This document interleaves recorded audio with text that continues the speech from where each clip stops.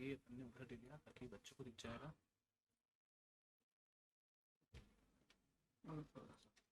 बस ये हो गया। अब यहाँ पे क्या करना है, स्टार्ट स्ट्रीमिंग हो चुका है आपके यहाँ पे यूट्यूब दिखाना ना।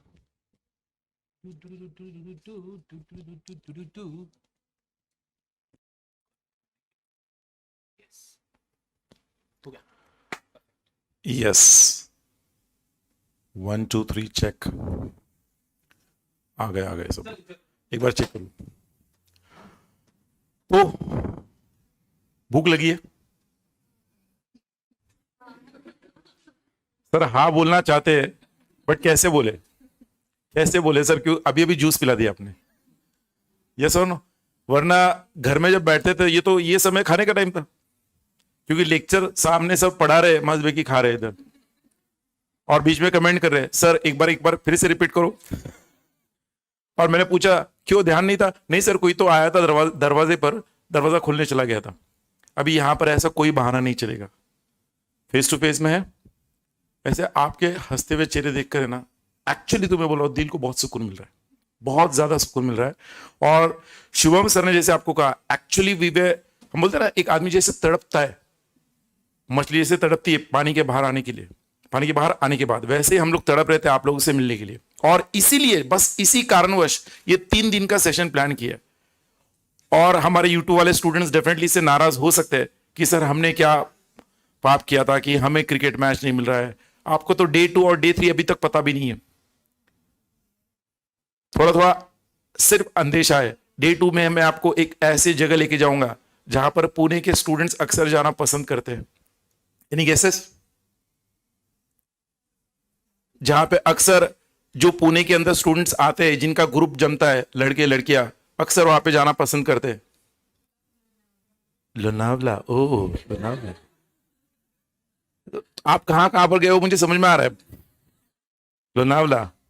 और देखो हमारे यूट्यूब वाले स्टूडेंट्स बराबर बताएंगे कमेंट से, पुणे के अंदर वो जगह। यस, कमेंट के थ्रू हिंट दे दिया मैंने, हिंट दे दिया आपको।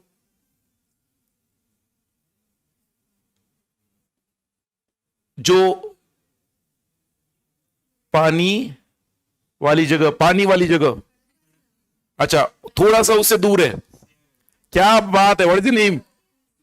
सुबोध ने सही जवाब दिया है विदाउट एनी ऑप्शन, सिर्फ hint. And the answer is Sinhagad. Oh my God! But sir हम ये सुनने तो नहीं आए। देखो ये जो हम लोगों ने प्लान किया है, इसलिए प्लान किया बिकॉज हम लोग भी एक साथ काफी दिनों से मिले नहीं थे। तो हमने सोचा हमको अगर एक साथ जाना है तो क्यों ना जो हमारे यहाँ फेस टू फेस स्टूडेंट्स आएंगे उनको भी लेके जाते। The main intention was that. Day 3 के बारे में अभी नहीं बताऊंगा, वो कल बताऊंगा। Main purpose of today's gathering, you all know, first of all heartly congratulations to all of you for entering into CS professionals. Definitely सबका ड्रीम था सीएस एग्जीक्यूटिव क्लियर करना। कोई एक अटेम्प्ट में हुआ, कोई 2 अटेम्प्ट में हुआ, डजंट मैटर। सीएस बनने के बाद कोई पूछता नहीं है कितने अटेम्प्ट में सीएस हुए, यस और नो।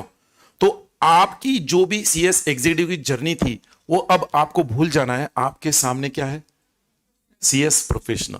और आप लोग कोरोना की इस पैंडेमिक सिचुएशन में जब आपका रिजल्ट आउट हुआ है, काफी स्टूडेंट्स इस कश्मकश में, दुविधा मनस्थिति में करे क्या। अक्टूबर 2021 है, एग्जाम हमारा जून 2022 में आएगा। नॉर्मली रिजल्ट 25 अगस्त को आता है, तो हमें पढ़ाई के लिए 7-8 महीना मिल जाता है। अब इस बार क्या करे? एक ग्रुप दे, दोनों मॉड्यूल दे, तीनों मॉड्यूल दे। शुभम सर ने आपको बेहतर तरीके से पिछले 1 घंटे 10 मिनट में बता दिया कि आपके पास कोई दूसरा ऑप्शन है ही नहीं, आपको तीनों मॉड्यूल ही जाना चाहिए। और क्या क्यों जाना चाहिए उन्होंने बताया है। उन्होंने आपको यह भी बताया होगा कि जो 9 सब्जेक्ट्स है आपके, उन 9 सब्जेक्ट में से 2 सब्जेक्ट्स ऐसे है जहां पे शुभम सर ने कहा कि वो आप कंसीडर मत करो, ओपन बुक एग्जाम है। तो आपको एक्चुअली सीएस प्रोफेशनल में 7 सब्जेक्ट्स काउंट करना है, बट डेफिनेटली वो 2 सब्जेक्ट्स आपको प्रोफेशनल के रिमेनिंग 7 सब्जेक्ट्स के लिए जरूर हेल्प करेंगे, यस और नो। अब इन 7 सब्जेक्ट्स में आते हैं सीएस प्रोफेशनल के। मैं एक जनरल आपको सवाल पूछ रहा हूं, वेरी जनरल क्वेश्चन। देखो जो भी बंदा प्रोफेशनल में आता है ना, उसको इनपुट देने वाले स्टूडेंट्स काफी होते हैं, खास करके वो सीनियर्स जो सीएस प्रोफेशनल एक तो क्लियर कर चुके हैं या सीएस बन चुके हैं, या फिर वो अभी भी सीएस प्रोफेशनल दे रहे हैं। तो उसे बताएंगे देख भाई ये सब्जेक्ट बहुत टफ रहता है, वो सब्जेक्ट बहुत इजी रहता है। तो I want to know from you people a rough idea, rough, कि तुम्हें क्या इनपुट मिला है सीएस प्रोफेशनल में, जो 7 सब्जेक्ट्स है हमारे, डेफिनेटली एमसीएस और आई जो भी इलेक्टिव सब्जेक्ट है उसे छोड़कर 7 सब्जेक्ट्स में कौन सा सब्जेक्ट तुम्हें बताया गया कि बहुत टफ है? वेरी गुड, ये बंदा पास होने वाला है फर्स्ट एड में, ये बंदा फर्स्ट एड में पास होने वाला है। प्रोफेशनल में कोई भी पहचान का नहीं है इसका। यस, तेरा नाम बोल दे भाई, सुरेश। आप रिजल्ट देखना जून 2022 का। सुरेश, तीनों ग्रुप क्लियर, वेरी गुड। हाँ, गवर्नेंस थोड़ा वास्ट है, इसका मतलब ये नहीं कि तू पास नहीं होगा, ध्यान रखना, ऐसा कुछ नहीं, मैं जस्ट एग्जांपल दिया हूं। हाँ, तो जवाब दे रहा है तुम्हें। व्हाट इज योर नेम बेटा? सुबोध। देखो, सुरेश और सुबोध, वाह वाह। तो उसने सुना है गवर्नेंस वास्ट है, okay, fair enough, very good बेटा। Yes, what is your name बेटा? अरे बाप रे, सर टीचर से बात हुई तो तुमने बहुत मोटिवेट किया होगा, और पिछले 1 घंटा 10 मिनट में तुम शुभम सर को अगर कोई मिल ले तो बंदा सीएस नहीं भी कर रहा तो उसे लगे मैं सीएस हूं और मैं सीएस बन सकता हूं। यस और नो? हमको भी कभी ऐसा लगता है यार एक बार और सीएस का exam they they. But yes, तुमने किसी से बात नहीं की, but what is your thought, your perception? अच्छा, सर सीआरआई पढ़ाने वाले हैं और सर बार बार सवाल पूछ रहे हैं, तो डेफिनेटली जवाब सीआरआई होना चाहिए। भाई ऐसा कुछ भी नहीं है, ऐसा कुछ भी नहीं है। अच्छा, Shubham sir, okay, Shubham sir, yes please, he wants Mehboob, अब all India ranker, he also wants to come in. देखो, महबूब अभी यहां पर आया और स्टूडेंट्स महबूब बोल रहे थे कि सीआरआई उन्हें टफ लग रहा है। अभी महबूब कौन है, ये किस चिड़िया का नाम है? हमारे यूट्यूब वाले स्टूडेंट सोच होंगे ये कौन है महबूब। तो बस Shubham sir, I request you please come forward. महबूब के बारे में थोड़ा आप अगर बता दोगे, क्योंकि आप जिस डेप्थ में जाके बताते हो ना, तो मैंने कहा मुझे ऐसा लगता है मैं भी सीएस बन जाऊंगा। नहीं। अरे यार नीलम सर, यू रियली मॉडेस्ट। महबूब क्या, मैं बता रहा हूँ। पहले तो महबूब इज नॉट माय स्टूडेंट वैसे, मतलब महबूब जब मैंने पढ़ाना चालू किया उसके पहले ही महबूब का सीएस भी हो चुका था। सो महबूब के बारे में बस मैंने सुना है नीलम सर वगैरह से। He scored highest marks all over India for governance, right? Ethics and governance जो आपका ग्रुप 1 का सब्जेक्ट है ना, उसमें all over India highest marks लेकर आया व्यक्ति। और ऐसा होता है इंस्टीट्यूट एक गोल्ड मेडल देता है ऑल ओवर इंडिया जिसका हाईएस्ट स्कोर रहता है, तो वो। And for CRI he is highest scorer in the south region. Yes, south region. तो इंडिया को अपन 4 में डिवाइड करते हैं, तो 1/4 का टॉपर है for CRI, and for ethics he is topper all over India. ऐसा तो ऐसा है। मैं मेरे लिए तो हमेशा कहता हूं कि मतलब कोई अगर अपना स्टूडेंट आता है ना, तो it's very shocking in a way, because अगर अपन भी एग्जाम दे तो नहीं आएंगे, फ्रैंकली स्पीकिंग। ऐसा क्या, अगर मैं भी एग्जाम दूं ना, तो मैं ये नहीं कह सकता जितना स्टूडेंट मार्क्स ले आया उतना मैं भी ला पाएगा। लेकिन when a student scores like that, तो to students, to you as a person ना, आप हमारी बात तो क्या सुनोगे, सुननी है इसकी 3-4 महीने। लेकिन अगर एक स्टूडेंट बोलता है ना, तो आपके दिल में जाता है कि हाँ, मतलब you are able to relate in a better fashion कि यार इसने क्या किया था, इसने ये चीजें की थी, तब जाके दिस पर्सन हैज स्कोर्ड। तो वी थॉट कि अगर महबूब आपको प्रोबेबली एक सब्जेक्ट ओरिएंटेड तरीके से, देखो जनरली तो हम बात करते हैं रैंकर्स आते रहते हैं, लेकिन Mehboob apart from being a ranker, Mehboob is a all India ranker as well, apart from being a ranker he is a highest scorer all over India for almost 2 subjects. तो उसके अंदर he can give you better insight about that subject. और एक जो डर रहता है ना अननेसेसरी, वो एक डर भी खत्म हो जाता है। इसलिए तो इस कारण से महबूब हमारे सामने, महबूब बहुत एक तो इनका नाम भी जबरदस्त है। आपको समझ में आ रहा है? आपको समझ में आ रहा है? कोई इससे नफरत कैसे करेगा? महबूब बड़ा गंदा आदमी है। तो इट्स जस्ट के he is going to guide you with respect to those subjects. Probably Neelam sir आपके दिमाग में जो क्वेश्चन है वो पूछ लेंगे उनसे, and he will be able to answer it. आपके दिल में भी कोई क्वेश्चन हो तो मस्ती से पूछ लेना, क्योंकि ऐसे लोग बहुत कम मिलते हैं, ठीक है? और secondly he is a CS now, तो उनका टाइम भी बड़ा कीमती है। जैसे कि मैं बता रहा था कि आपको सीएस से बात करने का मौका ही कम मिलेगा कुछ गाइडेंस लेना है तो ही इज अ सीएस ना, कंप्लीट ट्रेनिंग वगैरह सब हो चुकी है उनकी।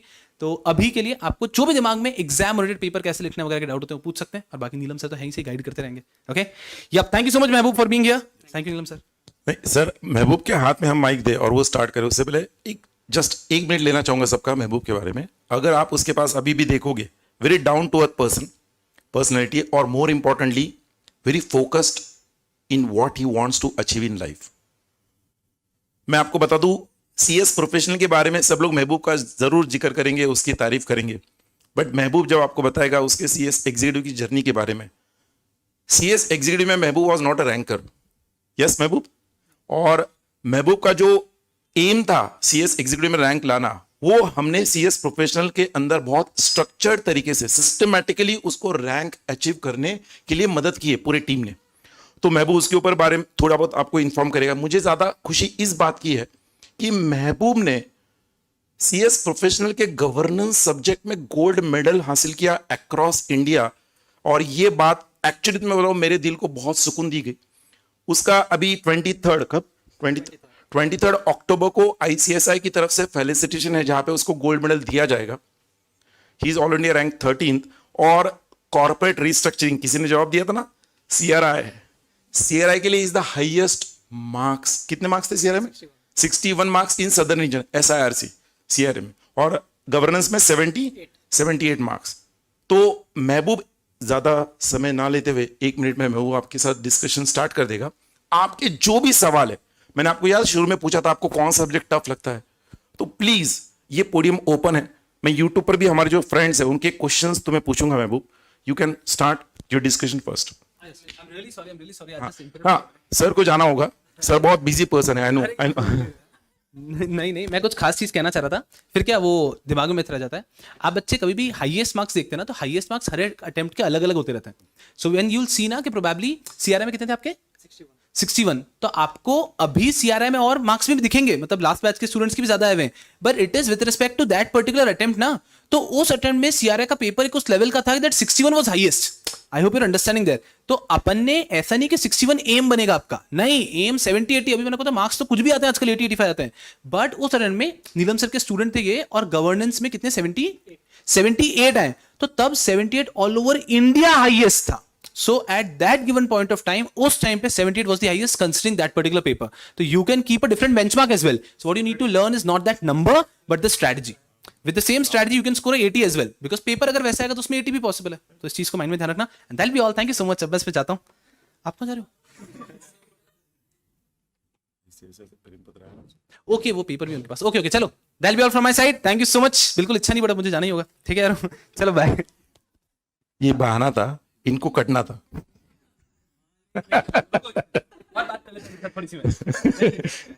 बट सर क्रिकेट मैच में आपको कोई स्कोप नहीं मिला क्या?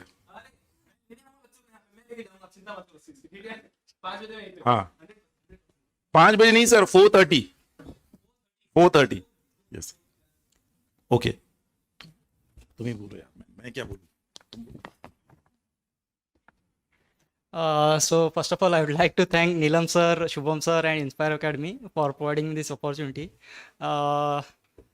आप सबको मैं सबसे पहले कॉन्ग्रेचुलेट करूंगा क्योंकि आप लोग executive level, one of the toughest levels of CS examination clear करके यहाँ पर पहुँच चुके हो।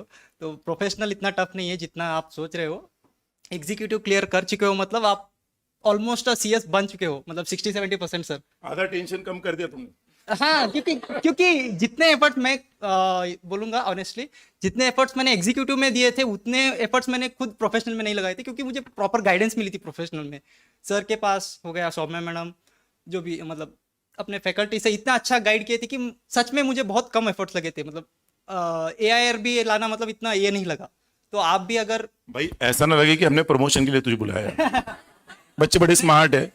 हाँ हमको पता है, फर्स्ट डे तुमने बुलाया उसको। एक्चुअली उसको इंस्टीट्यूट ने अभी तक गोल्ड मेडल दिया नहीं है।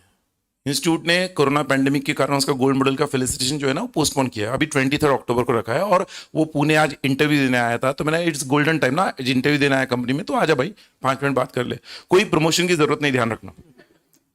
प्रमोशन की तो वैसे भी जरूरत नहीं है सर, क्योंकि सबको पता है इंस्पायर एकेडमी और आपकी टीचिंग मतलब सबको पता है, किसी को बोलने की जरूरत नहीं है। वापस लगेगा मेरे लेक्चर में तो आए नहीं सर, क्योंकि आप तो मेरे फेवरेट एग्जीक्यूटिव से ही, मतलब सर मुझे गाइड कर रहे हैं एग्जीक्यूटिव से ही, मतलब मुझे एग्जीक्यूटिव में मेरा कुछ 6 या 7 मार्क्स से रैंक रह गया था। बट सर के सब्जेक्ट में एग्जीक्यूटिव में भी मेरे एग्जाम्शंस आए थे और सर की मतलब प्रोफेशनल में भी सर के सब्जेक्ट में बहुत अच्छे मार्क्स आए। तो मैं ये पहले तो ये कहूँगा कि सर की गाइडेंस आप फॉलो करो। जो और हाँ, इंस्टीट्यूट का मुझे जब ये लेटर आया था, इसमें एक्चुअली 3 अवार्ड्स मुझे मिले हैं। तू अपने मुंह से खुद की तारीफ नहीं करेगा, ठीक है, कोई दिक्कत नहीं। मैं जस्ट हमारे कुछ स्टूडेंट्स जो यहाँ पर यूट्यूब में है, यूट्यूब भी स्टूडेंट्स देख रहे हैं तुझे, जरा हाय हेलो कर दे उनको। तो हमारे जो यूट्यूब वाले फ्रेंड्स है जो यहाँ पर बैठे हुए हमारे स्टूडेंट्स है, वो भी ऐसा एक सर्टिफिकेट लेटर ICSI से डेफिनेटली चाहेंगे। और इसलिए मैं जस्ट कुछ शब्दों में जो ICSI ने लिखा है वो पढ़ना चाहूंगा। Dear student, we heartly felicitate you on your outstanding performance in the professional program examination of company secretaryship and are pleased to inform you that you have won the following prize awards fulfilling the criteria as mentioned below. Ghanshyam Das Saraf Memorial Gold Medal All India Prize, awarded to a candidate who has passed in all papers of professional examination at first attempt in one sitting without claiming exemption in any subject and obtaining highest marks either in ethics, governance, sustainability, or governance, risk management, compliance, and ethics paper under the new syllabus, which is higher, taking into account the performance of all such candidates. Number one.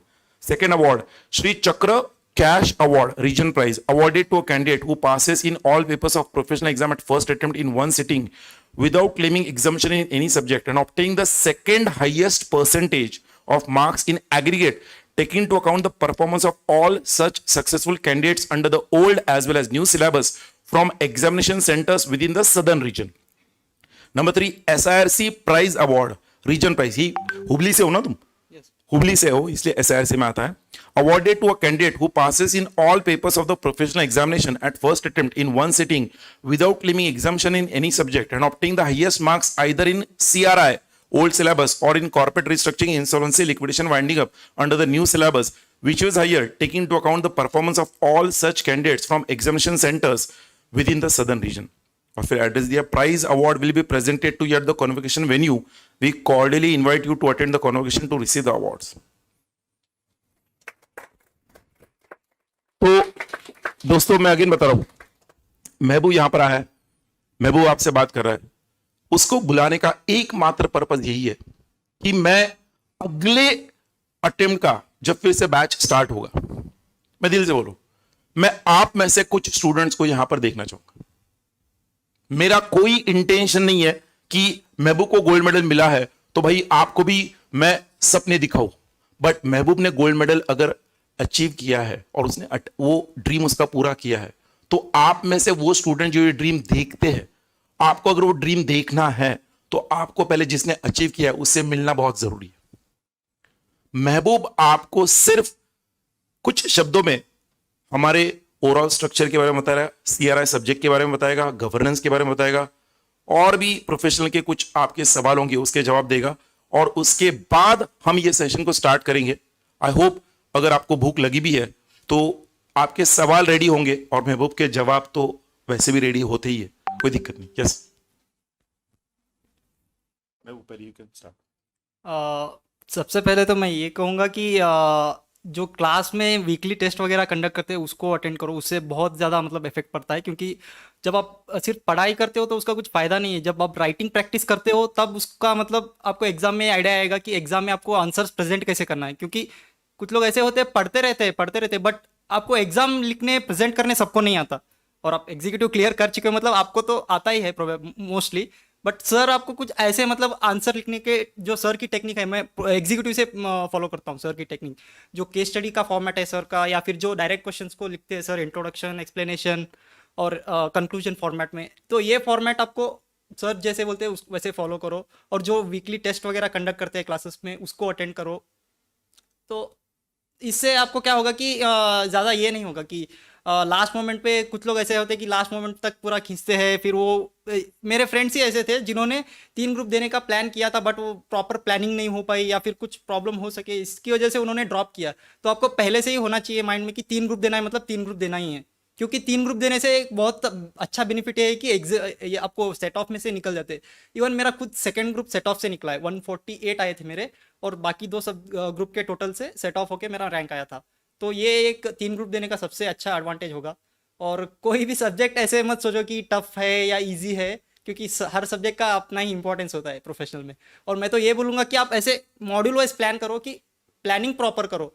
First group के लिए ये plan रहेगा, second group के लिए ये plan रहेगा, third group के लिए ऐसे प्लान करूँगा, क्योंकि थर्ड ग्रुप थोड़ा अलग है सबसे.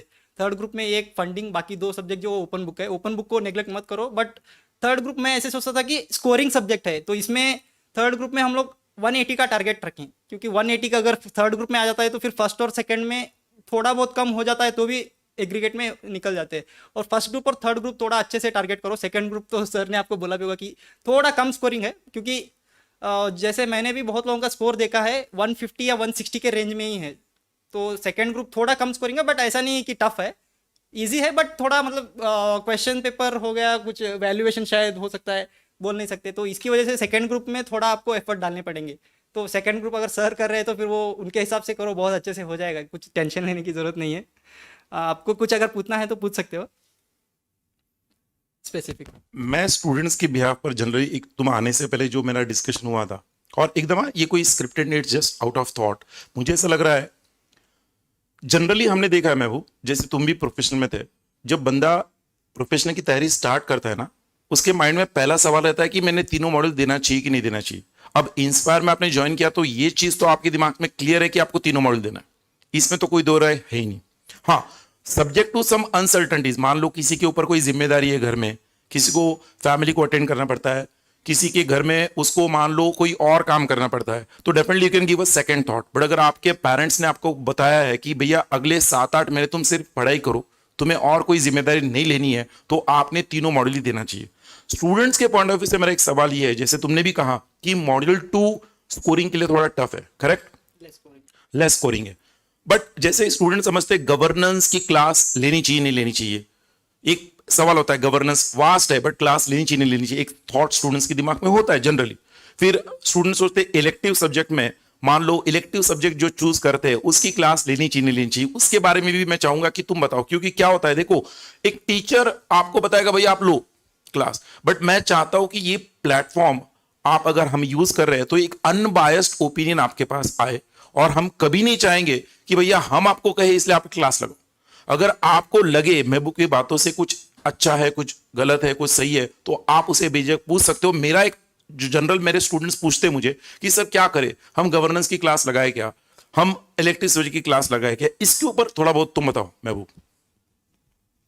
ये तो एक्चुअली मेरे टाइम पे भी ऐसे होता था कि बहुत लोग ऐसे बोलते थे कि यार फर्स्ट ग्रुप में एथिक्स इजी है, उसका क्लास छोड़ देते हैं, थर्ड ग्रुप तो बहुत इजी है, मतलब एग्जीक्यूटिव में भी किया है फंडिंग, तो वो भी छोड़ देते हैं। ऐसे छोड़ सकते हो आप और पास भी हो सकते हो बिना क्लास के, बट जब प्रोफेशनल में 3 ग्रुप का एग्रीगेट निकालना होता है, वो सबसे बोल सकते हैं चैलेंजिंग पार्ट है, क्योंकि आप अगर 40-45 के रेंज में ला रहे हो एथिक्स बिना क्लास के, और फंडिंग जो भी है 45 के रेंज में ला रहे हो, बट आपका बाकी सब्जेक्ट का एवरेज अगर रह जाता है, एग्रीगेट रह जाता है, तो फिर आप ही सफ़र करने वालोगे। तो इसीलिए मैं ऐसा लगता है कि आप खुद से पढ़ोगे तो सिर्फ आप क्या करोगे कि मॉड्यूल से पढ़ोगे, या फिर कोई फ्रेंड से नोट्स लोगे, फिर उसको रट्टा मारोगे या जो भी मार्क करके पढ़ोगे। बट सर के क्लास में आप एथिक्स अटेंड करके देखो, गवर्नेंस की क्लास में सर ने इतने सारे अपने को मेमोरी टेक्निक्स बना के दिए थे, एक्रोनिम्स बना के दिए थे, इतने फनी भी है और आपको अभी तक याद रहेंगे, मुझे अभी तक याद है। तो ऐसे भी सर ने मतलब वो बहुत हेल्पफुल रहे मुझे, मतलब एथिक्स मैंने सच कहूँ तो मैं एक्चुअली इतना क्या बोलते हैं एथिक्स के लिए इतना ये नहीं था, तो मैंने बहुत ज़्यादा पढ़ाई नहीं की थी एथिक्स में। हाँ, तो एक्चुअली मैंने सर को एग्जाम के दिन बोला भी था कि सर पढ़ाई तो उतनी खास हुई नहीं थी, बट पेपर मुझे मतलब अच्छा गया बोल के। तो सर और मेरे 2-3 सब्जेक्ट भी बहुत खराब गए थे, मतलब जैसे सेकेंड ग्रुप में डीडी हो गया और आरसीडी हो गया, थोड़ा खराब गए थे। तो मैंने सर को कॉल करके भी बोला था कि सर ऐसे मेरे सब्जेक्ट खराब हो गए तो क्या करूँ बोल के। सर बोले कि तू हर सब्जेक्ट में एग्जामेशन क्यों एक्सपेक्ट कर रहा है, कुछ 1 या 2 सब्जेक्ट तो होंगे ना तेरे पास जो तू 40+ ला के पास होगा। तभी मुझे फिर ऐसा कॉन्फिडेंस आया कि हाँ चलो ठीक है, इसमें 40+ भी आया तो ठीक है, बाकी सब्जेक्ट में मैंने अच्छे से किया है। तो ये एक कॉन्फिडेंस था।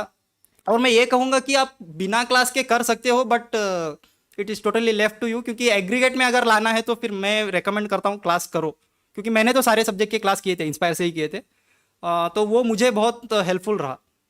इलेक्टिव सब्जेक्ट के बारे में इलेक्टिव सब्जेक्ट भी मैं बोलता हूँ कि आप क्लासेस करो, क्योंकि बहुत लोगों का इलेक्टिव सोचते हैं कि बहुत इजी है, बट एग्रीगेट में रह जाता है। इलेक्टिव में मैंने सर मार्क्स देखे हैं बहुत लोगों के 40 से 50 के रेंज में है, तो इसकी वजह से थर्ड ग्रुप नहीं निकल पा रहा, क्योंकि सब लोग ऐसे सोचते हैं कि ओपन बुक है, चलो कुछ नहीं, एग्जाम के दिन भी मॉड्यूल निकाल के कर लेंगे हम लोग बोल के। होता नहीं है ऐसे, क्योंकि बाकी सब्जेक्ट में क्या होता है, क्वेश्चंस देख के आपको आंसर दिमाग से सोच के लिखना होता है फटाफट, बट ओपन बुक में ऐसे नहीं होता। क्वेश्चंस आने के बाद आपको पहले तो आंसर ढूंढना होता है, ढूंढने में आप टाइम वेस्ट करोगे, और फिर उसके बाद 2 पेज या 3 पेज होता है मॉड्यूल में आंसर, तो वो आप ऐसे 2 पेज या 3 पेज लिखोगे तो पूरा एक तो टाइम मैनेज नहीं होगा और आपको मार्क्स नहीं मिलेंगे एज इट इज कॉपी करने के।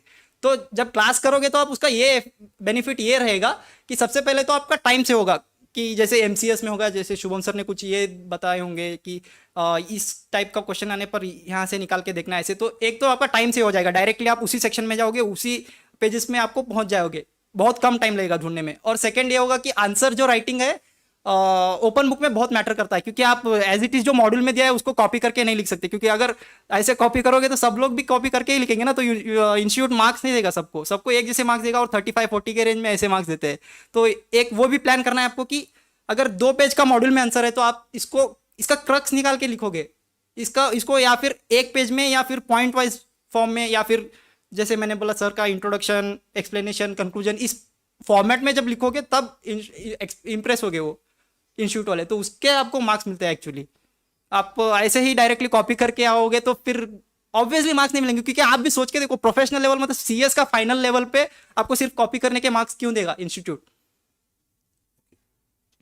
महबूब के आंसर को मैं इस तरह से समराइज करूंगा, मेरा अगला सवाल रेडी है, डोंट वरी। पहले कि जो महबूब का कहना है कि ओके गवर्नेंस, अभी देखो मेरा कॉन्फ्लिक्ट ऑफ इंटरेस्ट है, आई टीच गवर्नेंस, बट अगर मैं 2 मिनट के लिए भूल जाऊं मैं गवर्नेंस नहीं पढ़ाता हूं, और मैं आपको एज अ पेरेंट एडवाइस देना चाहूंगा जो मैं अक्सर मेरे बच्चों को भी देता हूं। जो सब्जेक्ट के लिए वो टीचर दिन रात मेहनत लेकर वो सब्जेक्ट पढ़ाता है, और अगर तुम क्लास नहीं करोगे तो भी पास हो जाओगे 40, 45, 50 के लेकर, बट अगर तुम क्लास करोगे और उस क्लास के दौरान टीचर तुम्हें कुछ 2-4 ऐसे इनपुट दे दे जो तुम्हारे 10 मार्क बढ़ा दे, वही तुम्हारे 60 और 45, 50 का एक बहुत बड़ा डिफरेंस होता है, नंबर 1। नंबर 2, जो इलेक्टिव सब्जेक्ट के बारे में उसने बताया कि लिखने के लिए काफी वक्त लगता है, बिलीव मी उसने 100% जो बोला है वो सच है। स्टूडेंट्स के साथ मैंने ऐसे देखा है। मॉड्यूल 3 अभी का रिजल्ट लो, अभी के रिजल्ट में मैंने ऐसे कितने स्टूडेंट्स देखे जो मॉड्यूल 3 के तीनों सब्जेक्ट क्लियर है, बट उनका टोटल नहीं हो पाया 150 because of MCS and elective subject, उन्होंने 50 स्कोर नहीं किया, वरना मॉड्यूल 3 तो पास हो जाते थे ना। तो इलेक्टिव सब्जेक्ट के लिए क्लास लेना चाहिए क्या, ये सेकंड थॉट आने भी मत दो। और एक सवाल जो अक्सर स्टूडेंट्स प्रोफेशनल लेवल पे खास करके जो फेस करते हैं महबूब, वो है डायरेक्ट टैक्स। बहुत वास्ट सब्जेक्ट है, और एग्जीक्यूटिव का जो डायरेक्ट टैक्स है उसमें और प्रोफेशनल के डायरेक्ट टैक्स में जमीन आसमान का अंतर है, बिकॉज यहां पे जीएसटी का वेटेज ज्यादा है। तो थोड़ा उसके ऊपर भी अगर तुम रोशनी डालोगे, हमारे कुछ फ्रेंड्स हैं जिनको हिंदी या इंग्लिश में दिक्कत होती है, मैं कहूंगा हिंदी में किसी जिनको भी दिक्कत हो रही है, don't worry, our lectures are English, Hindi plus English, but अभी we are having 1-to-1 conversation, और जब कोई बात आपको आपके दिल तक दिमाग तक पहुंचानी है तो हमारी राष्ट्रभाषा में अगर बात करेंगे तो ज्यादा अच्छा होगा, इसलिए ये कॉन्वर्सेशन में हिंदी तक सीमित किया है। There is no other reason, otherwise we can talk English, I can walk English, I can laugh English. सुनाई कि नहीं डायलॉग? ओके। टैक्स तो सबको ऐसे लगता है कि सबसे टफेस्ट सब्जेक्ट है, क्योंकि आप टैक्स का मॉड्यूल देखोगे तो ही घबरा जाओगे, क्योंकि टैक्स का मॉड्यूल मेरे टाइम पे 1100 अराउंड पेजेस था, तो आपके टाइम पे तो अमेंडमेंट्स लगा के फिर तो 1400 तक आ गया होगा। तो टैक्स का एक्चुअली सबसे बहुत ही हॉरिबल है सिलेबस। आप सिर्फ मॉड्यूल से करोगे तो आई डोंट थिंक कि आप कवर कर पाओगे, क्योंकि आप अभी स्टार्ट करोगे तो दिसंबर या जून आपका जब अटेम्प्ट है तब तक आप किसे रहोगे, टैक्स कंप्लीट नहीं हो पाएगा। तो इससे बेटर है जो आप मतलब मैंने क्लास किया था सलीम सर से, तो उन्होंने क्या किया था, पूरे सर सिर्फ सीएस का सिलेबस हमको नहीं सिखाते थे, वो सीए फाइनल और सीएमए फाइनल, क्योंकि जो मैक्सिमम क्वेश्चंस होते हैं इससे ही आते हैं। और मैंने सीए फाइनल के मॉड्यूल भी निकाल के देखे थे कि सर जो बोलते हैं है क्या नहीं सच में, क्योंकि क्वेश्चन पेपर आप सीएस प्रोफेशनल का निकाल के देखो और सीए फाइनल की जो मॉड्यूल है उसमें जो क्वेश्चन है वो भी निकाल के देखो, आप मैच होंगे, ऑलमोस्ट सिमिलर है, सिर्फ अमाउंट या फिगर्स ही चेंज होंगे। तो एक वो है, आपको मतलब करना पड़ेगा क्लास, इसीलिए इंपॉर्टेंट है कि आप सिर्फ मॉड्यूल तो नहीं कर सकते इसमें टैक्स के लिए। और टैक्स के लिए ऐसा है कि 60 मार्क्स शायद जीएसटी के लिए है, 30 डीटी एंड 10 कस्टम्स शायद। हाँ, तो इसके लिए आपको प्रॉपरली एक ऐसा प्लान करना पड़ेगा कि कस्टम जो 10 मार्क्स का है बहुत ही लेंदी है सिलेबस, तो 10 मार्क्स के लिए आपको अराउंड 150 पेजेस कुछ तो पढ़ना है। तो उसके लिए आप अच्छे से प्लान करो कि सर आपको बोल के देते हैं कि लास्ट मोमेंट पे सिर्फ वैल्यूएशन करना है, वैल्यूएशन के साथ 2-3 चैप्टर्स इंपॉर्टेंट जो है वो बोल के देते हैं सर कि एग्जाम के टाइम पे सिर्फ इतना मेन करो, क्योंकि 10 मार्क्स का वेटेज के लिए आप पूरा दिन वेस्ट नहीं कर सकते। और टैक्स एक दिन पहले रिवाइज करना तो it is next to impossible, actually किसी का नहीं होता, मेरा भी नहीं हुआ था, किसी का नहीं होता टैक्स एक दिन में रिवाइज करना। तो उसके लिए आप मतलब देखो सर जो इंपॉर्टेंट मार्क करा के देते हैं वो कर सकते हैं, या तो और आपके खुद से मतलब चार्ट्स वगैरह बना सकते हैं, सर स्टार्टिंग में बना के देते हैं आपको कि चार्ट्स ऐसे बनाओ, क्योंकि टैक्स एक ऐसा सब्जेक्ट है, आप अगर 10 दिन भी आप टैक्स को भूल जाओ ना तो आप पूरा ही भूल जाओगे टैक्स में, ऐसा है, क्योंकि कंटिन्यूअस रिवीजन चाहिए ही चाहिए। और जो चार्ट्स वगैरह बना के देते हैं, जो लिमिट्स वगैरह सर टेबुलर फॉर्म में डाल के देते हैं, इससे थोड़ा मतलब आप सब्जेक्ट के साथ एक टच बना रहता है। तो इसको मैं ये रेकमेंड करूंगा कि टैक्स को कभी मत गैप देना, कंटिन्यूअस जो आपका अटेम्प्ट यहाँ से जून तक होगा, जून तक आप कंटिन्यूअस टैक्स को पढ़ते रहो, क्योंकि टैक्स में बिल्कुल ही गैप मत देना, बहुत ही वास्ट सब्जेक्ट है।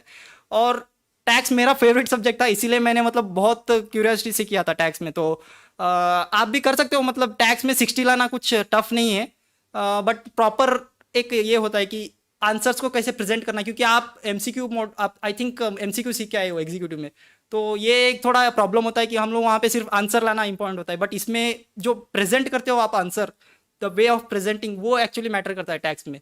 तो वो आपको सिखाएंगे सर, जो उनके मेथड्स होते हैं शॉर्टकट, मतलब कम टाइम में आपको ज़्यादा मतलब अच्छे मार्क्स आने चाहिए, ऐसे प्रेजेंटेशन का जो वे सिखाते हैं वो आपको सबसे इम्पोर्टेंट है। और टैक्स का तो मैं और एक बार कहना चाहूँगा कि आप बिल्कुल ही गैप मत दो टैक्स का, कंटिन्यूस आपके अटेम्प्ट तक टैक्स को करते ही रहो, क्योंकि बहुत ही हॉरिबल सब्जेक्ट टैक्स। महबूब, तुमने जो भी टैक्स के बारे में बताया बहुत अच्छे से बताया। एक्चुअली मैं तुम्हें बता रहा हूँ टैक्स के अंदर जो मैंने भी काफ़ी स्टूडेंट्स है, बिकॉज मैंने तो कभी सलीम सर का लेक्चर अटेंड नहीं किया, बट मैंने काफ़ी स्टूडेंट से ये सुना है कि सलीम सर टैक्स के अंदर जो तुम्हें सीए फाइनल के जो क्वेश्चन सॉल्व कराते ना, that is always the icing on cake. और मेरे हिसाब से महबूब का जो टैक्स का स्कोर बड़ा होगा उसी के कारण बड़ा होगा। तो yes, you have to keep in mind. Reason बड़ा सिंपल, ध्यान रखो, टैक्स सब्जेक्ट का जो एक्सपर्टाइज कहो या स्पेशलाइजेशन कहो वो सीए फाइनल के लेवल पे होता है। लॉ का अगर स्पेशलाइजेशन करना तो सीएस में होता है, और कॉस्टिंग का स्पेशलाइजेशन है तो कॉस्टिंग सीए के अंदर होता है। तो अगर जीएसटी लेवल का जो पेपर है सीए फाइनल का, अगर हम उनकी प्रैक्टिस करें 4-5 पेपर्स की, तो बट नेचुरली हमें हमारा सीएस प्रोफेशन का जो टैक्स है वो काफी आसान लगने लग जाता है। And that may have happened in your case also. कुछ हमारे यूट्यूब वाले स्टूडेंट्स के सवाल है महबूब, जैसे एक सवाल किसी ने पूछा है, मेरे हिसाब से तुम्हें भी 5 ही महीने मिले थे, तो एक सवाल ऐसा पूछा है कि 5 मंथ्स में कौन कौन से सब्जेक्ट पहले शुरू करे। अभी 5 महीने हैं तो कौन से सब्जेक्ट पहले शुरू करे। I will take other questions also, but ये सवाल बहुत इंपॉर्टेंट है।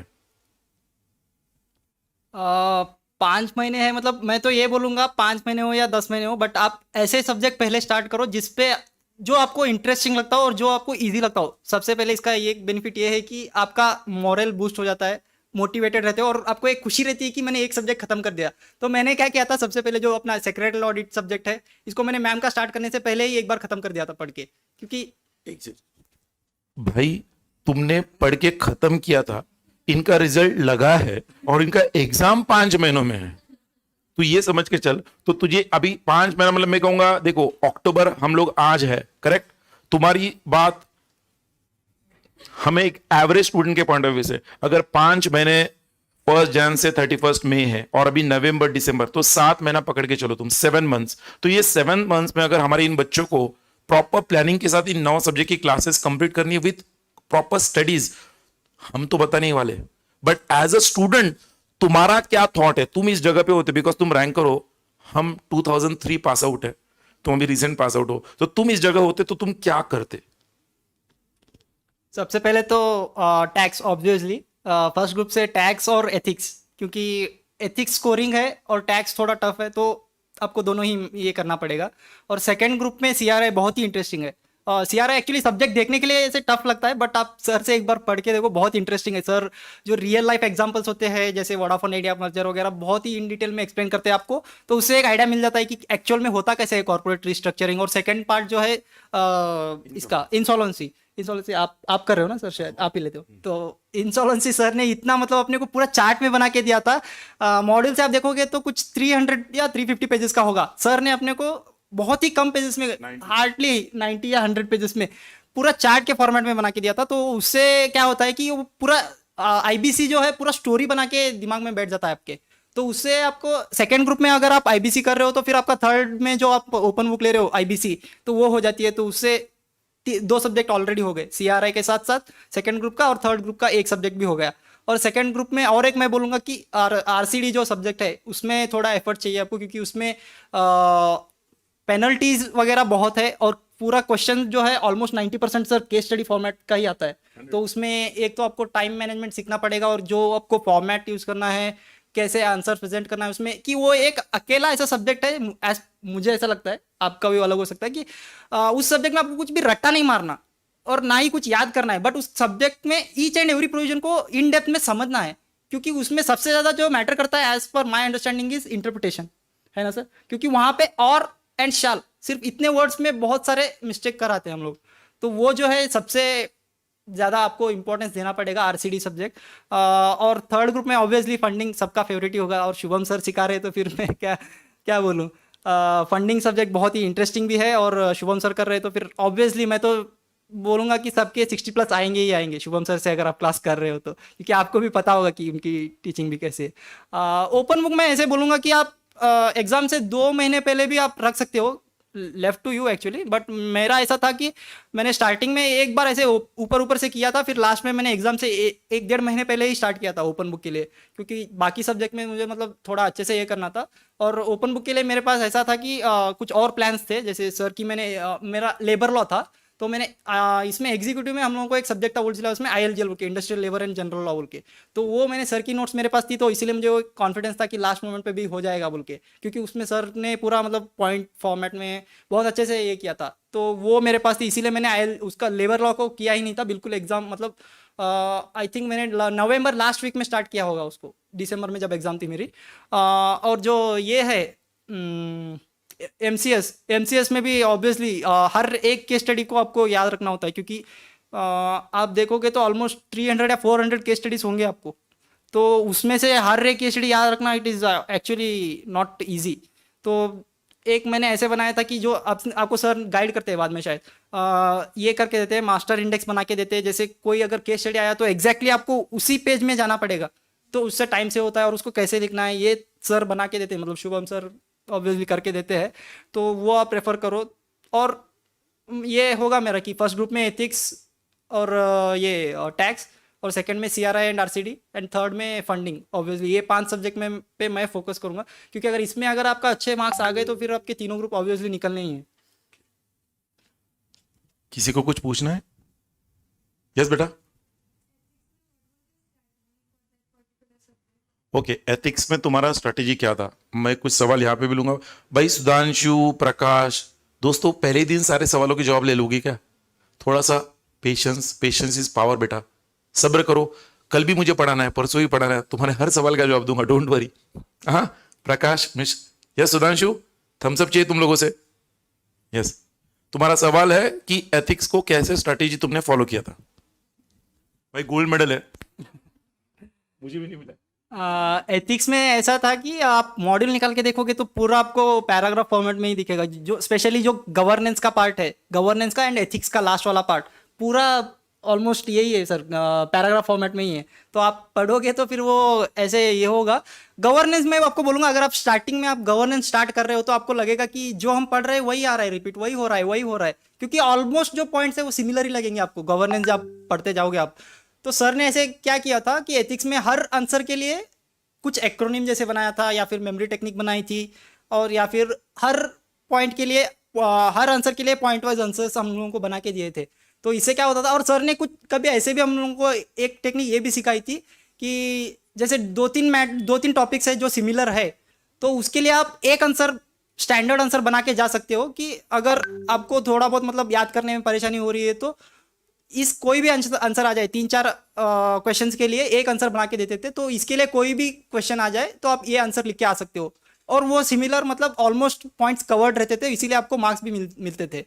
और एथिक्स में पहले तो रिस्क मैनेजमेंट अच्छे से किया था मैंने। रिस्क मैनेजमेंट का जो 20 मार्क्स है ना सर, 20 मार्क्स का जो है उसको बहुत अच्छे से किया था। अब सर ने बहुत मतलब इतना अच्छे से करवाया था, फिर उसके ऊपर 2-3 टेस्ट भी लिए थे, फिर वो सबको ऐसे रट गया था रिस्क मैनेजमेंट। फिर उसके बाद कंप्लायंस का जो पार्ट है वो तो आपको ईजी है, क्योंकि वो जो है आपको इसमें भी कवर हो रहा है, आपका सेकेंड ग्रुप का ड्यू डिलीजेंस सब्जेक्ट में, उसमें भी वो कवर हो रहा है। और जो एथिक्स का पार्ट है 10 मार्क का, उसमें मैं मतलब ज़्यादा कुछ ये नहीं किया था। जो सर ने मेन डेफिनेशंस भी पूछते हैं उस पर कभी कभी, तो मेन जो डेफिनेशंस लिख के दिए थे वो किए थे। और सर की नोट्स आप देखोगे तो कुछ अगर 50 पेजेस का मॉड्यूल में दिया है तो सर ने उनको 10 या 15 पेजेस में ही इतना शॉर्ट करके दिया था अपने को। तो इससे एक तो टाइम बहुत सेव हो रहा था एथिक्स का, और बार बार रिवाइज करना ही पड़ेगा एथिक्स मतलब ऐसे याद नहीं रहेगा ये सब्जेक्ट। आप अभी पढ़ के 2 महीने बाद फिर निकालोगे तो आपको सब नया लगने लगेगा, तो इसके लिए आपको करना ही पड़ेगा ऑब्वियसली, मतलब कंटिन्यूस होना ही चाहिए। और जो उसमें कंपनीज एक्ट का पार्ट है, गवर्नेंस में है कंपनीज एक्ट का पार्ट, उस पर ज़्यादा अच्छा फोकस करो, क्योंकि वो आपको ईजी भी लगेगा, क्योंकि आप अभी एग्जीक्यूटिव का कंपनी लॉ पढ़ के आए हो तो बहुत ही आपका स्ट्रांग होगा। तो उसमें जो है गवर्नेंस में स्पेशली कंपनीज एक्ट का पार्ट उसको अच्छे से करो, उसमें से 20 या 25 मार्क्स भी अगर आ जाए तो बहुत है। और कंप्लायंस पार्ट और रिस्क मैनेजमेंट बहुत ईजी है। और एथिक्स के लिए मैं बोलूँगा कि सर जो बोलते हैं, मतलब जो इंपॉर्टेंट बोल के देते हैं उतना भी करेंगे तो बहुत है। और गवर्नेंस में जो स्टार्टिंग के चैप्टर्स है वो थोड़े बहुत बोरिंग भी है, जैसे वो यूके कमेटी, लंदन कमेटी, ये सब बहुत बोरिंग है। तो सर ने जो मतलब शॉर्ट नोट्स बना के दिया, सर फिर बाद में एक पूरा होने के बाद फिर आपको चार्ट में बना के देते हैं कि हर कमेटी का मतलब एक ही चार्ट में हर कमेटी का जो जो मेन पॉइंट्स है आपको क्या लिखना है वो आपको चार्ट में बना के देते हैं। तो वो भी आप ऐसे करोगे तो बहुत मतलब एथिक्स इतना टफ नहीं जाएगा, मुझे ऐसा लगता है। भाई तू बार बार सर ने ऐसा किया था, सर ने ऐसा किया था, कभी कभी मुझे ऐसा लग रहा है कि मैंने ही सब किया था क्या? 78 मार्क मुझे आने चाहिए थे। सर हमारे बिहाफ पे आधे से ज्यादा एफर्ट तो आप ही डालते हो, तो फिर नहीं, बट हमारा काम इजी बन जाता बट मैं अगेन तुम्हें कहता हूँ दोस्तों, ध्यान रखना, महबूब ने कहा कुछ बातें, मे बी अभी वो क्या सीएस बनने के बाद आदमी पढ़ाई कैसे की थी वो बातें थोड़ा भूल जाता है। तूने उनको बहुत ये थोड़ा ओमिट करो, अगर भाई इनको पढ़ने के लिए तू मोटिवेट कर।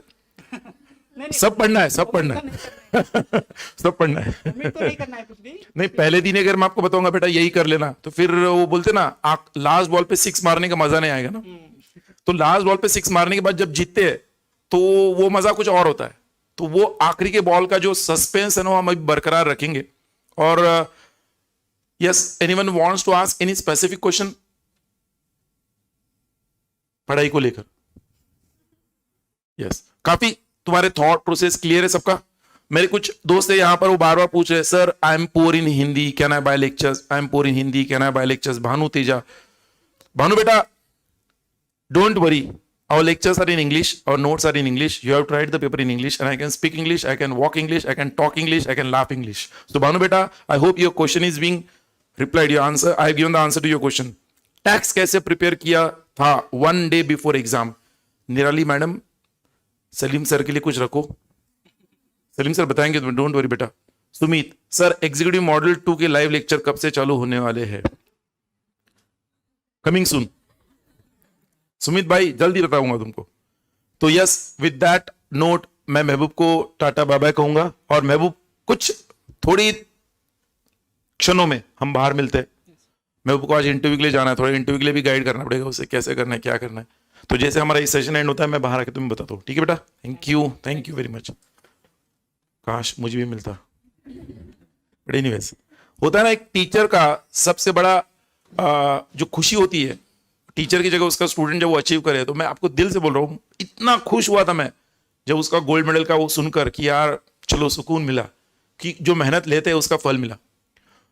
Okay friends, let us speak for some time in English, otherwise ये स्टूडेंट सोचेंगे यूट्यूब वाले रहे क्या सिर्फ बोलते इंग्लिश में बात नहीं करते। आई can walk English, I can talk English, I can laugh English. Okay, first of all friends, again before I start, for some time, hungry or not hungry? Nee, I want your full focus, full concentration for the next 10 minutes at least. 10. So pehle tumko I've given you a target 10 minutes. After 10 minutes definitely you can have your own way of having lunch. कोई मिसल खाएगा, कोई वड़ा पाव खाएगा, ठीक है?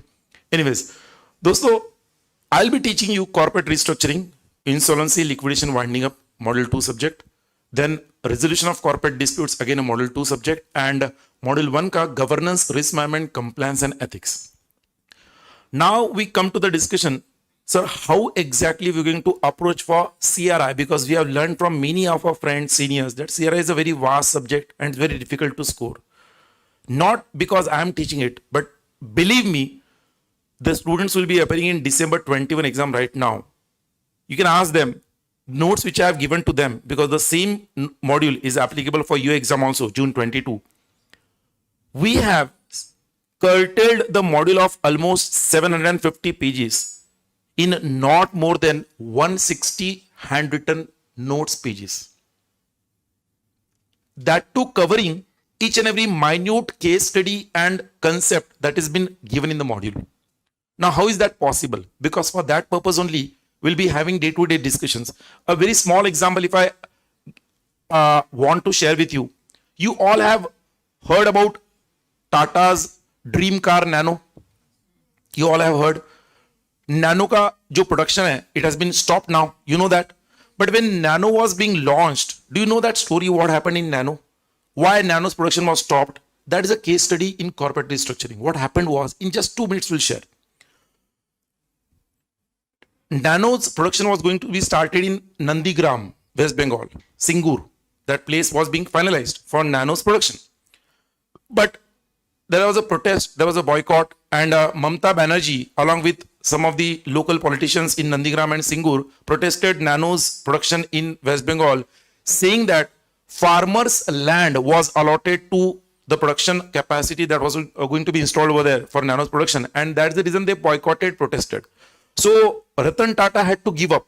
He tried for many days, in fact months, to just have a settlement and start the production. But one day he had to give up, and he announced that, okay, fine. Now we announce that we will no longer be starting the production of Nano in West Bengal, that is Nandigram, Singur. So the day Ratan Tata announced this, now see how this can be a case study. Same day evening, in Ratan Tata's office, Mumbai's corporate office, Chief Minister of Maharashtra at that time, Vilasrao Deshmukh, he had visited Ratan Tata's office, and he gave an offer to Ratan Tata that if you start Nano's production in Pune's Tata Motors division, yes, Pune's Tata Motors division, we will help you out. Whatever cost you have incurred in West Bengal, Nandigram, it was 1,500 crores of cost that was wasted and that was totally lost from Tata's. So we will compensate you with rupees 500 cash, 500 crores cash, and we will allow you to start Nano's production in Tata Motors Pune division. Ratan Tata was very happy. We are getting 500 crores cash. After Vilasrao Deshmukh went away, at that time again a chief minister had a appointment, and it was Karnataka's chief minister S.M. Krishna. He was at that time chief minister of Karnataka. He visited Ratan Tata and he gave him that same answer. Sir, you start your Nano's production in Karnataka, we will give you 1,000 crores of cash for the compensation for the cost you have incurred in West Bengal. You please start your production in Karnataka. You're getting my point? Now the third chief minister to visit Ratan Tata after S.M. Krishna was at that time Gujarat's chief minister. Any guesses? Narendra Modi. Narendra Modi ji visited Ratan Tata, and when he came out of the cabin, he was along with the appointment letter, and he had given Ratan Tata had given his consent letter to Narendra Modi. Yes, we will be starting production in Gujarat. So what was the difference in Vilasrao Deshmukh's offer, S.M. Krishna's offer, and Narendra Modi's offer? Vilasrao Deshmukh's offer and S.M. Krishna's offer definitely was very lucrative. Ratan Tata told them that definitely I'll consider on this. But when Narendra Modi ji went inside, he did not think. He came with the consent letter from Ratan Tata. So what he gave the offer to Ratan Tata was, you have incurred 1,500 crores cost in West Bengal, Gujarat. This is a blank check of 1,500 crores in the name which you want to put. You can put 1,500 crores from Gujarat government. We allot you 100 acres of free land in Gujarat and 5 years of tax-free holiday. Now the question comes to mind. It is very easy to give all such kind of offers because the money is not of the politicians' money. It is hard taxpayers' money. But the vision behind that was, if Nano's production starts in Gujarat, the employment that will be generated in the surrounding area and the people though in that area, they will get the jobs. It was beyond imagination. Government always has some schemes, some projects where they have to allot funds. Now, why I have shared this story with you? As a businessman, when you have to take a decision, at that time, Ratan Tata did not give a second thought and he immediately accepted the offer, gave the consent letter. Because that was a turning point for Nano's production to be started immediately in Gujarat. Similar kind of incidences happen in corporate world. If you have heard recently, do you know Zee Telefilms? Zee Telefilms and Invesco, one of the shareholders of Zee Telefilms, are going through a legal battle. They are going through a legal battle. Zee Telefilms, Zee Televisions जो है, उनका और Invesco का legal battle चल रहा है. They are going through a legal battle wherein Invesco company wants to remove the founder promoter Punit Goenka from Zee Telefilms, whereas all other shareholders want the promoter to be there. Invesco is one of the largest shareholders. So there's a legal battle going on. Now what happens if Goenka is removed from the promotership of Z Telefilms, the Z Group is hampered, the Z Telefilms shares will be hampered. So in corporate world, small decisions can have a long-term impact on the company and the company's sustainable viability.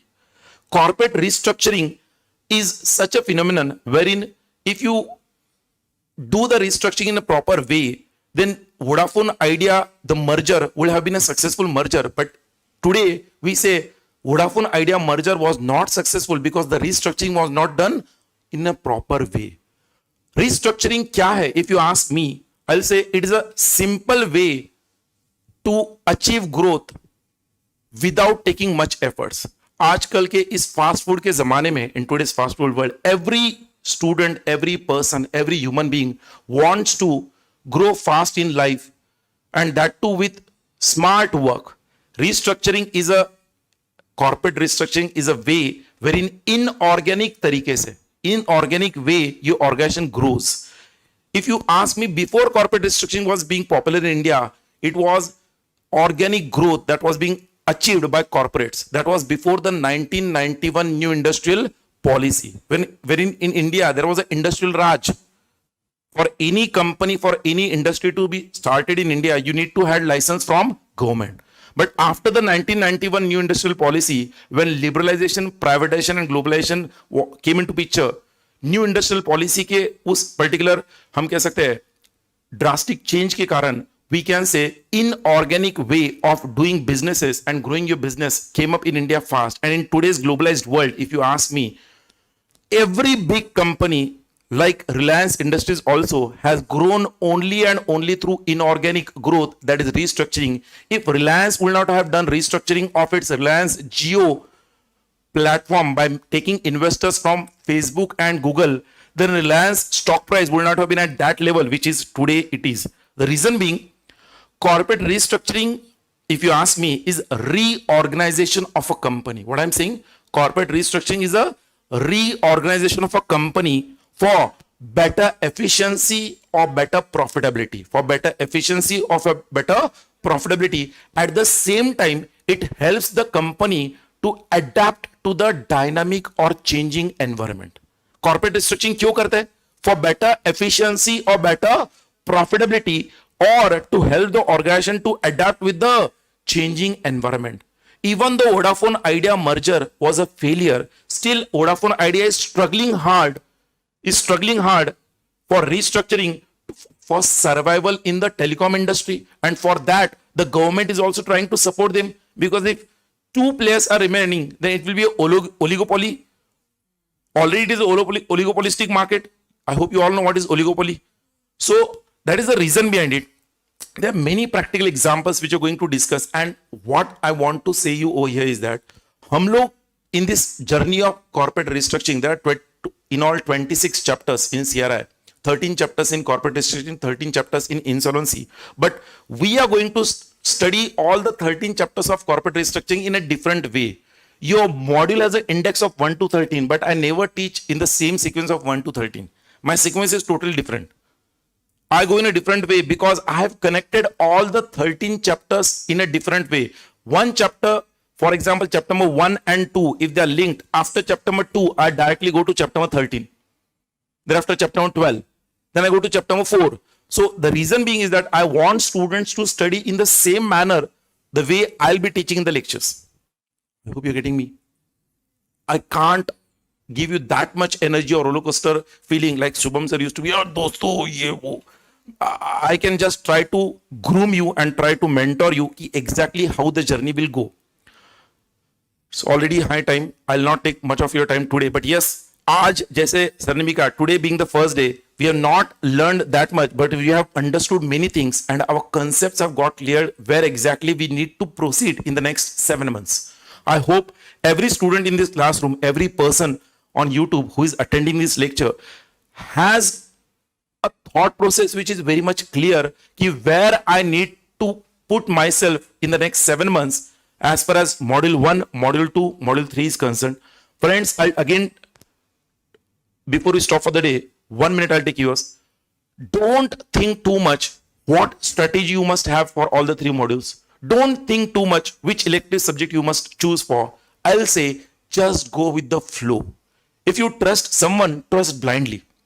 We have been doing all this in every attempt. For you, it's first attempt. For ours, it's CS Professional 6th attempt, new syllabus. For us, it is a 6th attempt of new syllabus. So a teacher who has already given 5 attempts of CS Professional, he can guide you more better how exactly you must proceed for your CS Professional journey. So if you are still confused, I'll only say, just forget all the things, go with the flow, go as we say. And yes, today after our session, definitely we'll be having a cricket match along with all the teachers. So I want you people to be fully energetic, charged up, have a proper lunch right now. Don't have that much lunch कि lunch के बाद के lecture में सो जाओ. But yes, you must have proper lunch. ठीक है? Thank you. Bye bye. See you soon. Bye bye. Yes, we'll meet in the post lunch session for governance.